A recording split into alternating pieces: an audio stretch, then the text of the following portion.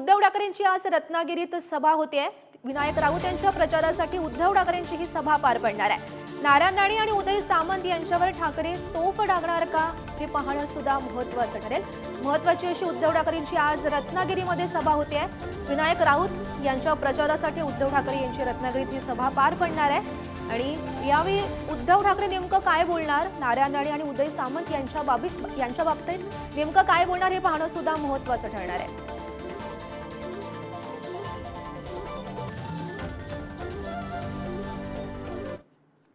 तर ठाकरेंनी आजपर्यंत कोकणासाठी काय केलं असा सवाल करत केसरकरांनी या सभेवर हल्लाबोल चढवलाय। राणे आणि मी एका विकासाच्या अजेंड्यावर एकत्र आलेलो आहे।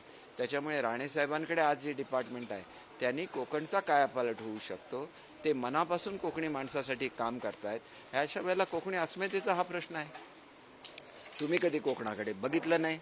आम्हाला आमच्या अस्मितेची दखल आम्हाला घ्यायला लागेल। आमच्याकडे पर्यटन आहे। येऊन नुसतं काहीतरी बोलत राहायचं, गद्दार म्हणत राहतात। गद्दार ही वैचारिक गद्दारी असते।